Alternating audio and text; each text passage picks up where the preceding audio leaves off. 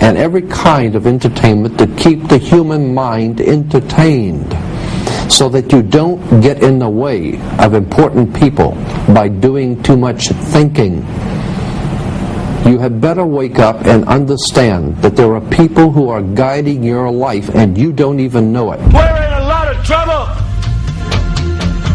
because you people and 62 million other Americans are listening to me right now, because less than 3% of you people read books, because less than 15% of you read newspapers, because the only truth you know is what you get over this tube.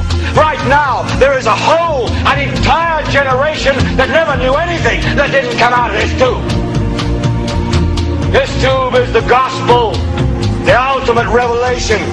This tube can make or break presidents, popes, prime ministers. This tube is the most awesome goddamn force in the whole godless world. And woe is us if it ever falls into the hands of the wrong people. And when the largest company in the world controls the most awesome goddamn propaganda force in the whole godless world, who knows what shit will be peddled for truth on this network. So you listen to me. Listen to me. Television is not the truth. Television is a goddamn amusement park. Television is a circus, a carnival, a traveling troupe of acrobats, storytellers, dancers, singers, jugglers, sideshow freaks, lion tamers, and football players. We're in the boredom-killing business. But you people sit there day after day, night after night, all ages, colors, creeds. We're all you know. You're beginning to believe the illusions we're spinning here. You're beginning to think that the tube is reality and that your own lives are unreal. You do whatever the tube tells you. You dress like the tube. You eat like the tube. You raise your children like the tube. You even think like the tube. This is mass madness, you maniacs. In God's name, you people are the real thing. We are the illusion. The last thing the men behind the curtain want is a conscious, informed public capable of critical thinking, which is why a continually fraudulent zeitgeist is output via religion, the mass media, and the educational system. They seek to keep you in a distracted, naive bubble, and they are doing a damn good job of it. In 2005, an arrangement between Canada, Mexico, and the United States was made. This arrangement, unannounced to the public, unregulated by Congress, merges the United States, Mexico, and Canada into one entity, erasing all borders. It's called the North American Union, and you might want to ask yourself why you've never heard of this.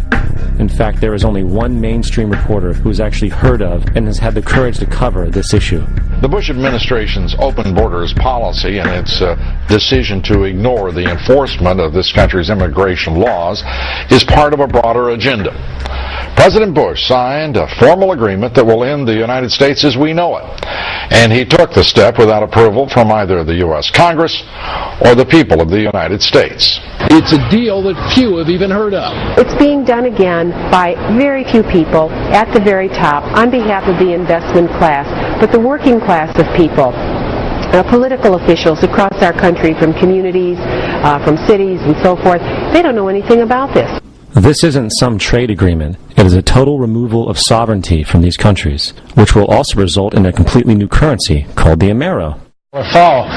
Apart from that, I think one thing people who are dollar-based need to focus on is the Amero. That's the one thing that nobody's talking about, but I think it's going to have a big impact on everybody's life in Canada, the U.S., and Mexico. The Amero is the proposed new currency for the North American community, which is being developed right now between Canada, the U.S., and Mexico to make a borderless community, much like the EU, and the dollar, Canadian dollar, U.S. dollar, and the Mexican peso replaced by the Amero.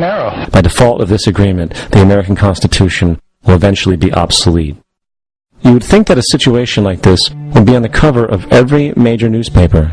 That is until you realize that the people who are behind this movement are the same people behind the mainstream media, and you are not told what you're not supposed to know.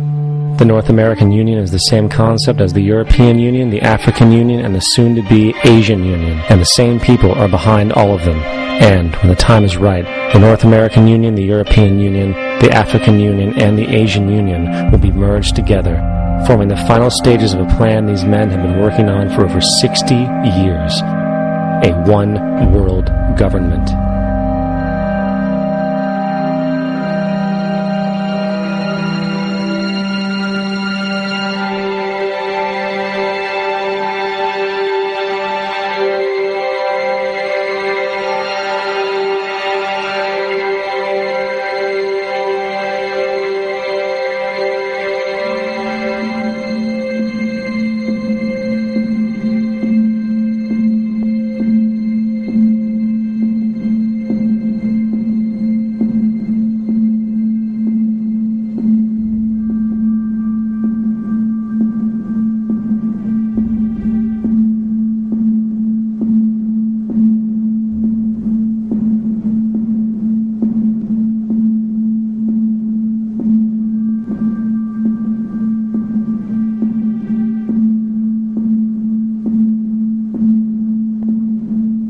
One bank, one army, one center of power. And if we have learned anything from history, it is that power corrupts, and absolute power corrupts absolutely. This is Aaron Russo, a filmmaker and former politician. To his left is Nicholas Rockefeller of the infamous Rockefeller banking and business dynasty. After maintaining a close friendship with Nicholas Rockefeller, Aaron eventually ended the relationship, appalled by what he had learned about the Rockefellers and their ambitions.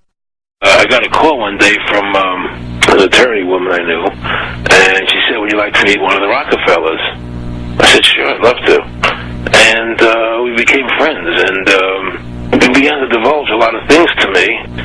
So he said to me one night, he said that there's going to be an event there, and out of that event, you're going to see, we're going to go into Afghanistan, so we can run pipelines from the Caspian Sea. We're going to go into Iraq to take the oil and establish a base in the Middle East, and we're going to go into Venezuela and try and get rid of Chavez. And the first two they've accomplished. Chavez they didn't accomplish. And he said you're going to see guys going into caves looking for looking for people that they're never going to find. You know, he was laughing about the fact that you have this war on terror. There's no real enemy. He's talking about how by having this war on terror, you can never win it because it's an eternal war. And so you can always keep taking people's liberties away. And I said, how are you going to convince people that this war is real? He said, but the media. The media can convince everybody it's real. I mean, you know, it's just that you keep talking about things. You keep saying it over and over and over again, and eventually people believe it. You know, you created the Federal Reserve in 1913 through lies. You create 9/11, which is another lie. Through 9/11, then you're fighting a war on terror, and now all of a sudden you go into Iraq, which was another lie, and now they're going to do Iran. You know, and it's so one thing leading to another, leading to another, leading to another. Now, I would say that, what are you doing this for? What's the point of this thing? You have all the money in the world you ever want. You have all the power. I said, you know, you're hurting people. It's not a good thing. And he would say, what do you care about the people for? Take care of yourself and you take care of your family. And then I said to him, what are the ultimate goals here? So the ultimate goal is to get everybody in this world chipped with the RFID chip, and have all money be on those chips and everything on those chips. And if anybody wants to protest what we do or violate what we want, we just turn off the chip. That's right, microchipped. In 2005, Congress, under the pretense of immigration control and the so-called war on terrorism, passed the Real ID Act, under which it is projected by May 2008, you will be required to carry around a federal identification card, which includes on it a scannable barcode with your personal information. However, this barcode is only an intermediary step before the card is equipped with a VeriChip RFID tracking module, which will use radio frequencies to track your every move on the planet. If this sounds foreign to you, please note that the RFID tracking chip is already in all new American passports. And the final step is the implanted chip, which many people have already been manipulated into accepting under different pretenses. We have a Florida family who are really pioneers in a brave new world. They have volunteered to be the first ever to have microchip identification devices implanted into their body. After 9/11, I was really concerned with the security of my family. I wouldn't mind having something planted permanently in my arm that would identify me. In the end, everybody will be locked into a monitored control grid where every single action you perform is documented.